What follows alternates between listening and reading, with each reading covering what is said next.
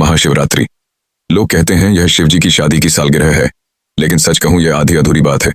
यह रात सिर्फ जश्न की नहीं, बल्कि उस खौफनाक अंधेरे की गवाह है जब पूरी दुनिया खत्म होने की कगार पर थी। एक ही रात में 3 ऐसी घटनाएं घटी जिन्होंने ब्रह्मांड का नक्शा बदल दिया।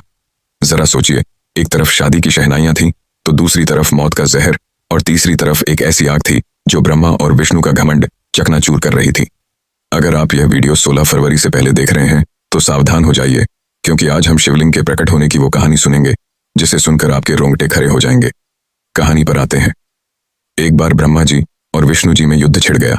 दोनों लड़ रहे थे कि मैं महान नहीं, मैं तुमसे ज्यादा महान हूं। उनका यह घमंड जब दुनिया का संतुलन बिगाड़ने लगा, तब अचानक उनके बीच एक विशाल अनंत अग्निस्तंभ प्रकट हुआ। वो आग का एक ऐसा खंभा था जिसका न कोई शुरुआत था न अंत। उस दम से एक भारी आवाज आई, जो मेरे आखिरी सिरे को खोज लेगा, संगीत वही महान होगा।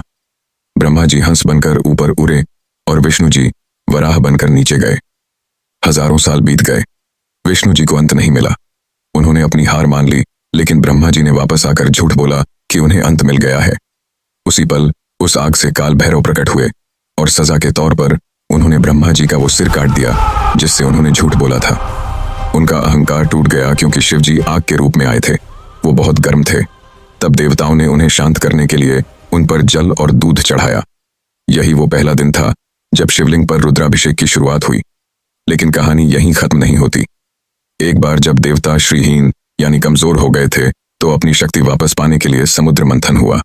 सबको उम्मीद थी अमृत की, लेकिन निकला क्या? हलाहल विष। पूरी दुनिया जलने लगी। तब फिर वही भोलेनाथ आगे आए। संसार को बचाने के लिए उन्होंने उस उबलते हुए जहर को पी लिया और अपने कंठ में रोक लिया। जहर की गर्मी से शिव जी का शरीर तपने लगा। उस जलन को शांत करने के लिए सभी देवताओं ने उन पर पूरी रात गंगा जल, दूध और बेलपत्र चढ़ाया। उन्हें नींद ना आ जाए, इसलिए पूरी रात देवताओं ने गीत गाए और जागरण किया। यही वजह है कि महाशिवरात्रि पर हम पूरी रात जागते हैं।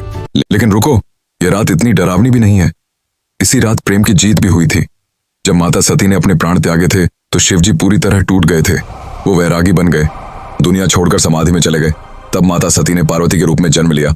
उन्होंने हजारों साल तक कठोर तपस्या की, सिर्फ अपने शिव को वापस पाने के लिए। आखिरकार भोलेनाथ पिघले। इसी महाशिवरात्रि की रात वो बैरागी फिर से दूल्हा बना और शिव शक्ति का मिलन हुआ।